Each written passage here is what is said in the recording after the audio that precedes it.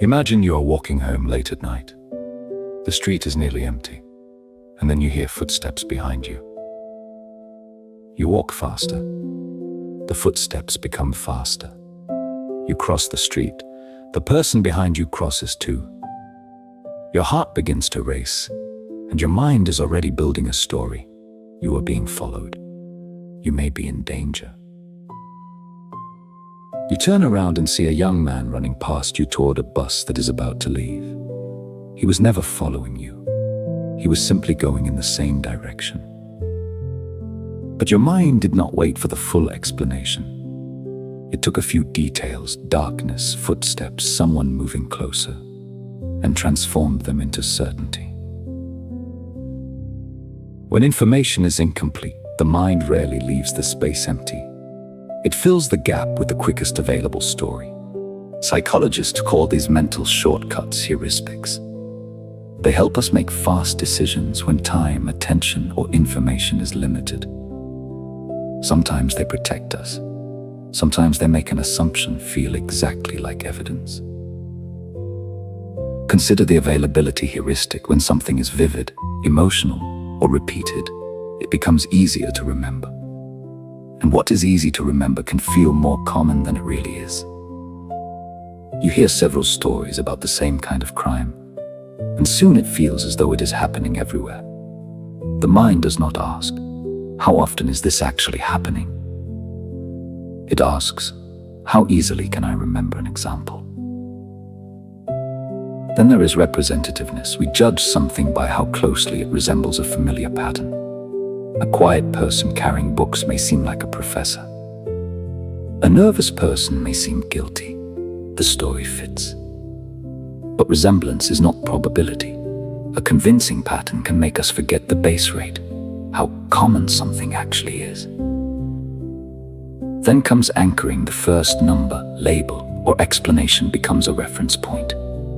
A coat is shown at $400, then reduced to 200. 200 feels cheap, because the first number defined the scale. Someone describes a person as difficult before you meet them, and now every silence seems unfriendly.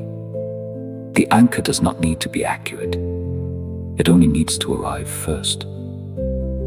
Another shortcut is affect. Affect is the immediate feeling of good or bad attached to something. When we like a person or idea, we notice the benefits more easily and the risks less clearly. When we dislike it, the pattern reverses. Instead of asking, what does the evidence show? We answer, how do I feel about it? Feelings can contain useful information, but they can also make admiration feel like proof and fear feel like certainty. Familiarity creates another shortcut. A name we recognize often feels safer than one we do not. But familiarity can be manufactured. Advertising may not need to prove that a product is better. It may only need to make the name easier to remember. Later, recognition quietly becomes trust. Then there is attribute substitution. When the real question is difficult, the mind answers an easier one. Is this person trustworthy? Becomes, do I like this person? Is this claim true? Becomes, does this sound familiar? Will this plan work? Becomes, can I imagine it working? The easier answer arrives quickly, because it feels natural. We may not notice that the original question was left unanswered. There is no single official number of heuristics. Researchers have described many. The goal is not to memorize every name. The goal is to notice the pattern. The mind prefers what is vivid, familiar, emotionally satisfying, and easy to explain. That does not make the mind defective. It makes the mind efficient.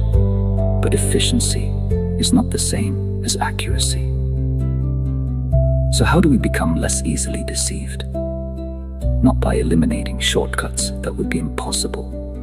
Instead, create a pause when the decision matters. Ask, what exactly am I trying to decide? What came to mind first? What number or label became the anchor? Am I using evidence or only a feeling? Did I answer the real question, or replace it with an easier one. Then ask, what would I notice if the opposite were true? Awareness will not make us perfectly rational, but it can interrupt the automatic story. The footsteps are behind you. Your heart begins to race. Your mind reaches a conclusion. Sometimes the conclusion protects you. Sometimes it misleads you. The difference may begin with one pause. The mind says, "This feels obvious." And you answer,